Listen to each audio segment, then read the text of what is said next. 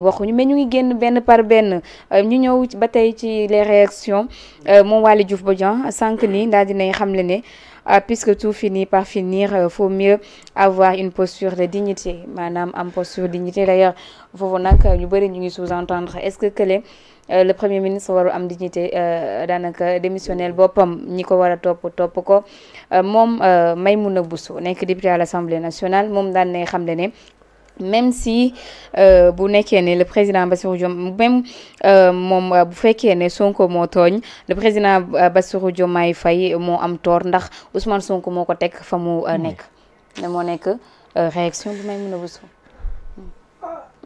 foofu lay commencé comme mbaa ça va. jar naa laajte loolu xalaat nit la. même bu dee moo tooñee yaa. mun ko jar naa laajte. yam na yenn yi moom war xalaat nit de yaa. ayca demal. maanaam bon fait aussi même parfois yenn si député yi moom parce que député fii la waxoon moom du voté budget ndax Abdourahmane Diouf. nga xam ne kon parfois ku xamul yow lu ñu la dënk nii. xamoo rôle bi lan la parce que boo demee ba jàpp ni le budget d'une benn ministère ça appartient à la personne. ça veut dire que tu ne sais pas xamoo réew mi fu mu toll. kii la li mu wax moom je pense que soxlawul sax analyse. waxi dof la yaakaar naa. même bu dee yow yaa ma tooñ waaye maa la fa def. maam sax même sa yaay sax xanaa bu la tooñee am nga droit ne ko yaa ma tooñ. dans la vie tooñ kam ku tooñ moom. ala kulli yaa yore yaa. yàlla dëgg la bëgg. bien sûr yàlla moom dëgg la bëgg. la bëgg suma jugul. léegi yow nga ne même bu dee Ousmane Sonko moo ko tooñ. waaye Diomaye parce que Ousmane Sonko moo ko fa teg. te nit sax nit ko xamante ne moo la jur yow jàpp naa ne te Sonko aussi il faut que nit ñi di fàttali ko benn affaire. Diomaye nga lan moo ko dese si Sonko. xam nga sama lan moo ko dese. mooy lan jël sant di sant Diomaye Faye di. sant moom Sonko. dese lu ko dara tudd na ko doom. tudd na yaayam doom. ba Sonko moo ko waxte bu mu feebaree fii récemment premier ministre feebar te feebar nee na mu feebar sax dafa yaram moo diis rek. le président laisse toutes ses activités laisse le pays. pour aller te rendre visite. yow kooku noonu nga ne parce que yow moo la fi teg. teg ci naka. il faut aussi on se rappelle il faut nit ñi di fàttaliku certes Sonko a beaucoup contribué par exemple à l'élection de Bassirou Diomaye Diakhar Faye. mais c'est de l'impression qu'on oublie parfois le bon Dieu. le tout puissant Allah. te aussi si Diomaye par exemple su matarutoon parrainage. du doon falu de. c'était pas le premier choix. il n'a pas été le premier choix. Habib Sy la ñoom Habib Sy la ñu joxoon parrainage des élus ak Cheikh Tidiane Dièye moom mu wuti woon parrainage citoyen et d'ailleurs loolu dégg nga Bouga Diouf li mu ci wax nee na ñoom li ñu daj yëpp pour motal parrainage duñ ko wax ci penc mi. voilà non c'était très compliqué. te d'ailleurs moom it def na ay révélations sur la coalition Diomaye dinañ ci ñëw ci kanam. c'était très compliqué mais ñii nit ñi nekk di génne ni en tout cas Maïmouna Bousso moom li mu wax noonu pour man c'est vraiment wax la boo xamante ne tegul fenn day wax ni pour wax rek malheureusement Ousmane Sonko j'ai l'impression que c'est véritable militant parfois quand il pense quand il s'agit de Ousmane Sonko il perd la raison en tout cas là il perd complètement la raison. parce que aussi quand la raison n'est pas là la personne li muy wax yëpp bon ça risque de tomber dans des sottises. parce que dire que nit ki même bu dee moo la tooñ waaye moo la fi teg te fàtte ni yàlla mooy fale. de être président ça c'est pas du ñun ñii. ñun en fait da koy jaarale suñu loxo rek.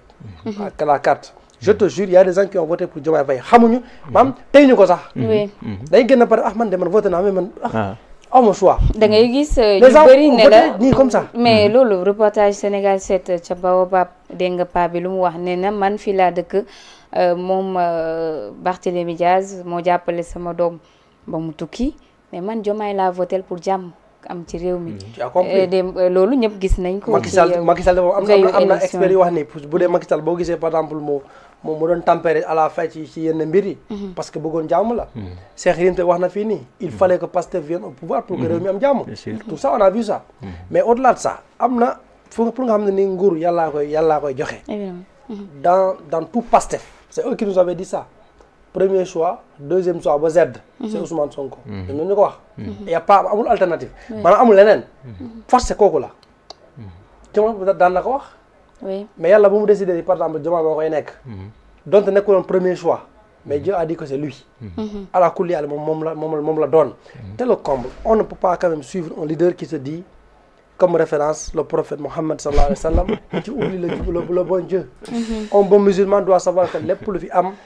donte nag yow yàlla santaane quand même ñu farlu waaye après la dernière décision quand même si yàlla la nekk Diomaye yàlla moo décidé ni ko à la kullière moom moo nekk président Ousmane Sonko du ko nekk en tout cas en 2024 xaw ma na lii am ëllëg léegi nag ñii les petits DG là voilà DG yoo xamante ne man mais man bëgg naa nga ñëw ci les propos de Waly Diouf Bodian loolu lan lañ ciy sous-entendre non dinaa si ñëw dama bëgg jaar si Bassirou Kébé Bassirou Kébé il faut aller fond à penser si tu es courageux on verra si tu continues à être DG SN HLM en tout cas ñëpp xam nañ ko moom ku yor et le courage d'aller jusqu'au fond de vos pensées vous verrez bu dee ñoom amoon nii ne jàpp ni dañoo dem bu jàppee Diomaye benn voilà kaana comme ça une personne qui ne représente rien Diomaye nekk séeréer de sang nekk nit bu normal voilà jàng fu mu war a jàngee diplômé di góorgóorlu di liggéey ba toll fu mu toll passe par circonstance daje nag Ousmane Sonko ñu war liggéey mu yàlla def Ousmane Sonko ne ëpp ko ora mu jiital ko nangul ko nag di si Diomaye a été en prison c'est pas pour à cause Ousmane Sonko Sonko lañ doon newal doole Diomaye wax si ñu yóbbu ko kaso donc Diomaye a été en prison. donc fii mën nañu wax ni dëgg la moom Ousmane Sonko def na ay sacrifice mais aussi Diomaye Faye def na ay sacrifice ndaxte moom ci buntu palaasam lañ ko yóbbu jëlee yóbbu te Diomaye dem na fi ñoom Diomaye jël na lépp même njiit moom ni muy jiite réew mi sax en tant que président dem nga ba dans le monde sax nit ñi dañ koy yàpp sax parce que un président qui ne prend presque pas de décision lépp yow premier ministre moo koy décider tout centralisé maam it nit dem na ko jël par exemple presque lenn la moo ko disee mooy sa dignité en tant qu'être humain loolu moo ko desee pour mu jox ko Sonko léegi qu'est-ce qu'ils veulent nit na da ngay am xel nag aussi DG SN moom man ko li ma koy sant bu dee am na courage ku mën li mu xalaat mu wax ko fond de vos pensées on verrait si Diomaye nag c'est un Ousmane ñëpp wala c'est une personne vraiment responsable léegi nag par rapport ak ñëpp xam nañ ki yor voilà big bi stylo bi appartient à Diomaye de ko fi def loolu moom wallaay tallaay nga léegi nga doon mel ni ñu poste Diomaye voilà kii laa doon noonu mu ne puisque tout finit par finir il vaut mieux avoir une posture de dignité et la dignité de démissionner toi. Vraiment. Il n'y a pas feu. C'est inutile d'écrire. Waly Diouf Bodian, tu es un homme colérique, voilà, tu penses être vraiment ce que tu es, Sonko, Wasli, Agliman, Sonko. Il n'y a pas de. Il est inutile maintenant. La parole n'a pas de sens. Malheureusement, Pastef, c'est un parti politique qui est toujours dans le dialogue. Oui. Ils ne vont aller vers les actes. Et l'acte de démissionner. Waly, Monsieur Melni. Waly est radical. Radical. Fala bëggoon plonger. Voilà. Radical. Man la do mom kesse de. Des yi den bandi lu Fadilou Keita tout ça. Lu tax mu nekk fi di raay français bi. Naka na bandi en plus il n'a jamais écrit des phrases en français comme ça hein. Te gis nga bu nekkee difficulté rek lay utiliser yenn phrases yi. Maanaam lii sax dafay waxul xeer. waxu fi dara.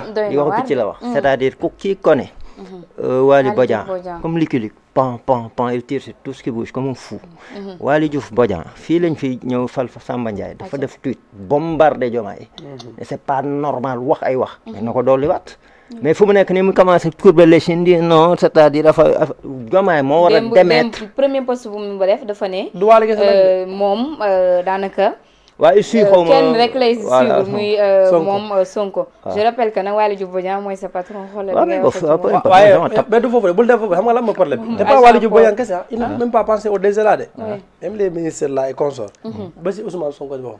non non je sais il n'a qu'à montrer une posture. Sonko si kii bi thérapeutique bi nii. c'est du la bëggoon wax daa bëggoon wax waxi dof yooyu noonu comme ni mu defee gars yi kii essayé ko. c'est-à-dire Diomaye doit aller au bout de sa logique. on va tous se retrouver dans la rue léegi. dafa war a limoger Waly Diouf Bodian pour X raisons. Pour sa grande gueule déjà, pour sa grande gueule. Il n'a absolument rien foutu au port, dafa xeer. Port bi fu mu nekk nii. Port nan ngeen fay dundee actuellement sax. Port moom mi ngi noonu quoi. Port moom ñëpp xam nañ ne bu la neexee yor sa mer gàddu tëdd toute la journée dara du la déranger parce que doo dégg bruit doo dégg dara y a plus de mouvement au port. C'est ça la réalité. Mais j'espère que mu ngi leen di fay seen salaire à temps. Non ñun si yeneen kii lañ ne entreprise privée lañ. Ah d'accord. Donc am na ay gars yoo xam ne gis nañ licenciement yi. Man am naa 5 xarit yoo xam ne dañuy bokk si ñu licencié agent Dex la ñu woon xam port da ngay nekk fii après nga changé nga dem feneen ñooñu bi ñëwee si agent Dex yi ñu def 2 mois CDD waroon doon xaar ñi ndeysaan doon projeté wu ñii takk jabar ñii def ay prêt di kii waaye ñëw dagg seen bopp ñoom ñëpp di kii jeexee quoi voilà après fi mu nekk nii port boobu may wax ni xam naa ne xombol moom bëreetul chômeur waaw xombol yëpp a ngi port si jeune Ah Khombole bon? ñoom ñëpp a ngi port Waly Diouf ñu dindi ñoo ñëpp mooy 700 personnes ñu dindi yëpp ils ont été remplacés ba yokk leen 700 personnes yu ñu dindi. ñoom ñëpp remplacé nañ leen te ñi fa ñëw ñëpp majeure partie waa Khombole lañu lañ dëkk. voilà parce que loolu mooy vraiment li ñu leen daan wax naan kii dafay jeex fii copinage ak ay poste de kii yooyu mais ça continue donc Diomaye Faye man peu importe lu Waly def mais dañuy xool sur le plan des réalisations. Depuis que le gars ici ne fait que tweeter et raconter des âneries ay waxi picc lay wax il est grand temps Diomaye suivre sa logique d'émettre ay nit ñu mel ni ay Waly Diouf Bodian teg fa ñu compétent il y a assez de compétences au port c'est-à-dire bu ñu tënku woon par exemple seen kii bi ñu waxoon appel à candidature bu ñu ko defoon loolu ce serait une révolution au Sénégal loolu laa mos a d'accord si Pastef bi ñu ko doon wax parce que bu ñu defoon appel à candidature doo gis ay vigile de petits vigiles comme ay Waly Diouf Bodian ñëw ñu leen jox DG port xamuñu lu ñu siy def. non mais pourtant appel à candidature bi xam nga ni le président Bassirou Diomaye Faye waxaatoon na ko mais moom Waly Diouf Bodian bokk na ci ñi ko gënoon njëkkoon a génn tweeté ne ñoom duñu nangu appel à candidature parce que bu ñu ko defee waa APR ñu fa jiitu. c'est ce que je suis en train de dire. loolu lu muy signifié ça veut dire que amuñu ay compétence 4000 cancres la ñu am moo ko wax de. Pastef 4000 cancres fa ne man bi ñu daan wax 4000 cadres dama doon rey ma ne mais cadres yoo xanaa malayka lañ parce que man du ma gis si plateau yi ñi gën a tane la ñuy indi si plateau yi kan moo doon waxal Pastef keroog bi ñu fi ñëwee avocat français bi ñëw démonter seen nu mu tuddati seen dette soi-disant dette cachée ak Bara Ndiaye léegi Bara Ndiaye mooy porte-parole Pastef Bara Ndiaye garabu ku dàkk fen nit kooku am na ki toogoon ne moom yor na garab boo xamante ne defal na ko ay politiciens day tax doo dugg kaso semaine bi si topp ñu jàpp ko fuure ko autour kooku mooy référence Pastef toog conférence de presse avocat bu chevronné bu ñëw représenté waa APR ak seen dette cachée bi ñu doon wax naan amul ñu ñëw yebal Bara Ndiaye muy représenté Pastef ana cadre yi ñooñu ñooy cadre Pastef mais c'est fiche de la République quoi c'est-à-dire Pastef c'est l'arnaque du siècle c'est Pastef fexe nañ ba nax sénégalais yi amadoyee nit ñi jël ay xuusmaa ñàpp promouvoir leen bu ñu defoon appel à candidature ay nit dafa kin bis ak ay mini jupam dinañ nekk ay PCA il faut être sérieux quoi ah mais Lamine ne fait pas le mot. waaw yow dama ne la ñun fekk xam nga la mooy métti xam nga damay toog dégg ay dof daan toog fi ay góor yi yooyu mel ne ay buubu la taxaw naan dañu war a poursuivre Macky Sall pour haute trahison la seule personne au Sénégal bu ñu war a poursuivre pour